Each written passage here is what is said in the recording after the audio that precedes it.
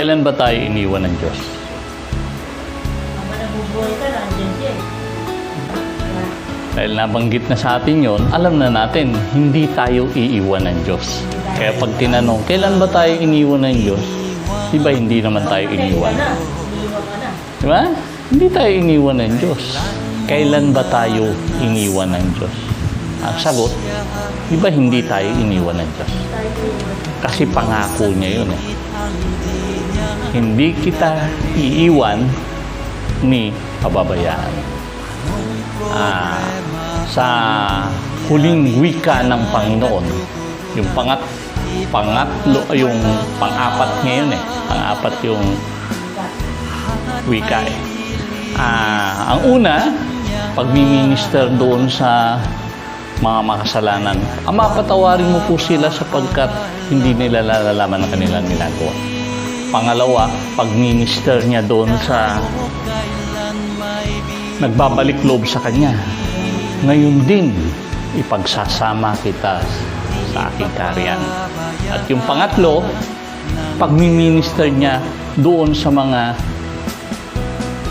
disipulo niya at magulang niya. Di ba? Babae, narito ang iyong anak. Anak, narito ang iyong ina. At ang pang-apat, sabi ko nga, pang-apat hanggang pang-pito, personal yun eh. Silang dalawa ng Diyos Ama. At yung salita niya, Kasi sinabi ko yan sir. Ama, ako'y nauuhaw. mamaya tayo doon. Ang pang-apat ay ito.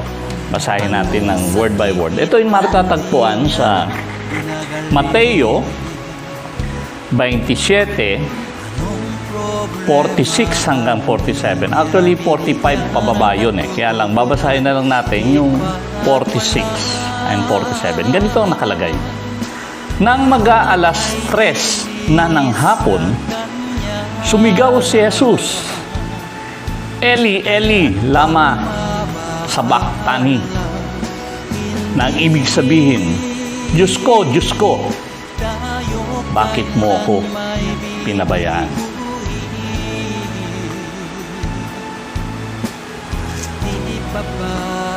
Unang-una, si Jesus, anak ng Diyos. Kailanman hindi siya pababayaan ng Diyos Ama. Lagi natin, at alam niya yun. Lalong-lalo na, alam ng Diyos Ama yun. Diba? Na ang Diyos Ama, hindi niya pababayaan ang kanyang anak. Lalo na yung kaisa-isa niyang anak. Ay tayo nga eh, ampun lang tayo, hindi tayo pababayaan eh. Lalo pa yung tunay niyang anak. Kaisa-isang anak na si Jesucristo. Hindi niya pababayaan yun. Ano yung kwento dito? Simula alas 9, ipinako si Jesus sa krus. Alas 9 ng umaga. Pagdating ng tanghali, dumilim. Dumilim eh. Madilim hanggang alas 3. At nung sabi nga nila, pagdating ng alas 3, sinabi niya yung salitang to. Diyos ko, Eli, Eli, lama sabachthani. O sa Tagalog, Diyos ko, bakit mo ako pinabayaan? At pasigaw. Diba? Kaya ang sabi ng mga tao, tinatawag niya si Elias. Tingnan natin kung darating yung kanyang hukbo o ililigtas siya ng Diyos. Yun yung kasunod nun eh. Diba? Naghihintay yung mga Romano at mga Pariseo at yung mga taong sumisigaw na ipako sa krus. Tingnan nga natin kung ililigtas siya ng Diyos. Ulitin natin. Kailanman hindi ng Diyos Ama pababayaan ang ating Panginoong Jesus. Si Jesus, alam niya yan na hindi siya pababayaan ng Ama. Tayo, alam din natin yan. Dahil alam na natin yung buong kwento eh. Hindi siya pinabayaan ng Diyos Ama eh. Pagkalipas ng 3 araw, muli siyang nabuhay. Binuhay siya ng Diyos. Diba? Hindi siya pinabayaan. Hindi pa tapos ang kwento nung kamatayan lang niya eh. Diba? Kaya alam natin yun. Alam ng Diyos Ama yun. At alam din ni Jesus yun. At alam din natin yun. Kaya madalas, pagka yung binanggit to, ang kadadalasan sasabihin ng mga ibang mga ngaral, hindi, pinabayaan siya ng Diyos.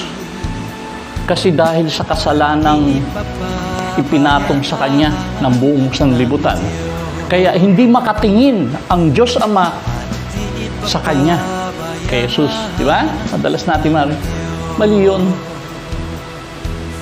Kahit gaano ka kasalanan, hindi ka pababayaan ng Diyos. Di ba? Di ba, ate? Kahit gaano ka kakasalanan, hindi ka pababayaan ng Diyos. Maawain ng Diyos eh. At hindi niya gagawin na isang sugatan, nangihina, may problema, pababayaan ng Diyos. Kahit sa atin eh. Feeling natin na pabayaan tayo ng Diyos, pero ang totoo hindi. Feeling natin hindi naririnig yung panalangin natin, pero ang totoo nakikinig ang Diyos. Diba? Diba? Bakit naman niya nasabi yun?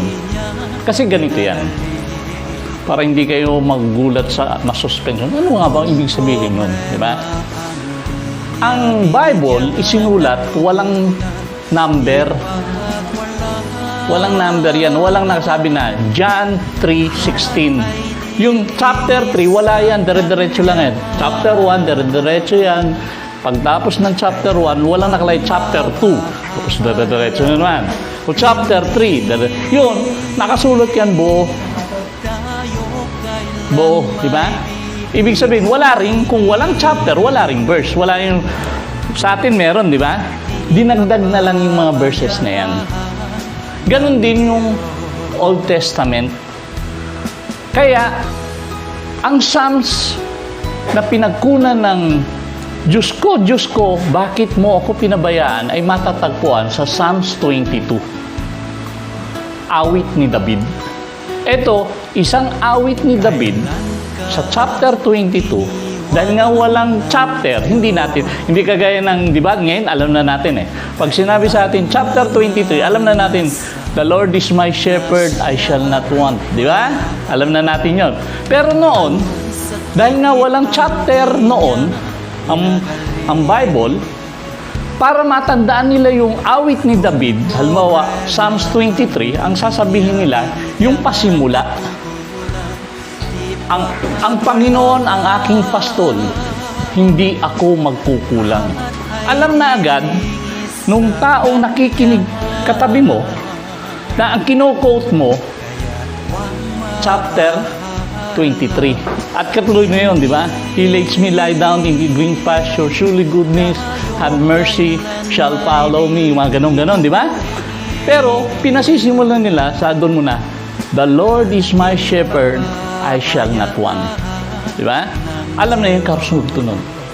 Ganon din, nung sinabi ng Panginoon Jesus yun na Eli, Eli, lamay sabaktani, nananalangin siya, ginagamit niya yung chapter 22 ng Psalms.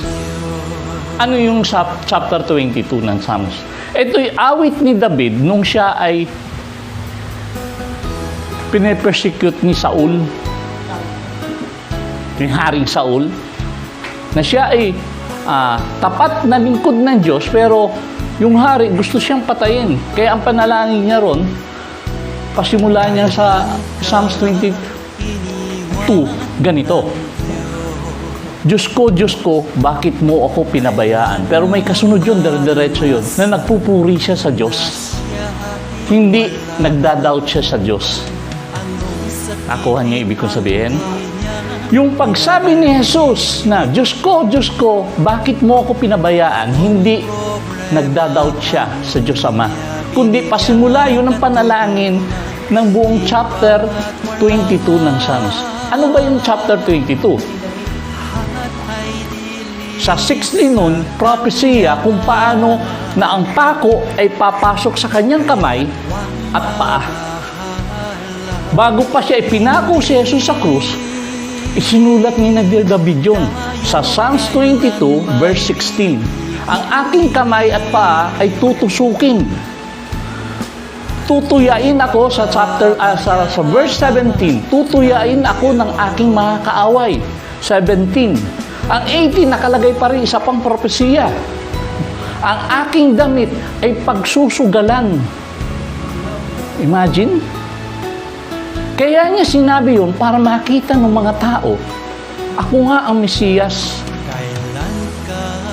Na bago pa ako ipinako sa krus, bago po pa ako ipinako sa krus, nakasulat na yun sa Biblia. Nakuha nyo?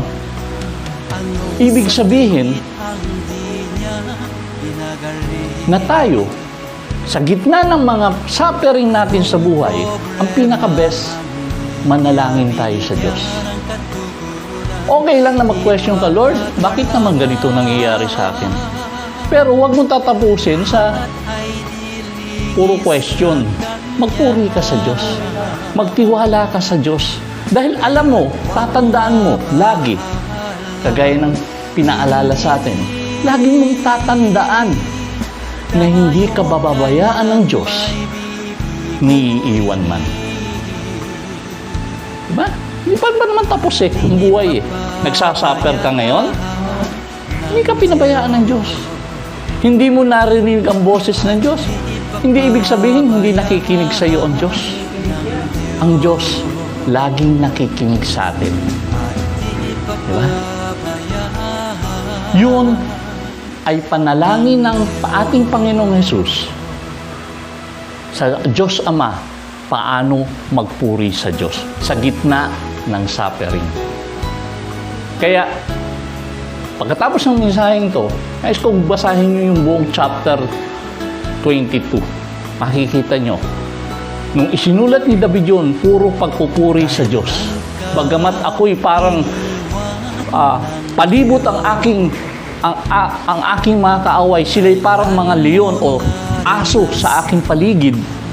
Tinutuya ako, binutas ang aking mga kamay at paa, tinuya ako, at ano ba sabi na ron? Ang aking damit ay pinagsugalan. Yung makikita mo, God is in control of everything. Diba? Hindi pa nangyayari, alam na ng Diyos. Diba? Ganon din sa buhay natin. Magtiwala tayo sa Diyos kahit na anong problema natin sa buhay. Dahil bakit? God is in control of everything. Kanino tayo lalapit? Diba? Kung hindi tayo lalapit sa Diyos, meron pa ba tayong ibang lalapitan? Wala na, di ba? Imbis na maging kaaway mo ang Diyos, gawin mo kakampi ang Diyos. Bakit? Mayroon maging kaaway ang Diyos. Mas masarap maging kakampi ang Diyos. Yun lang po.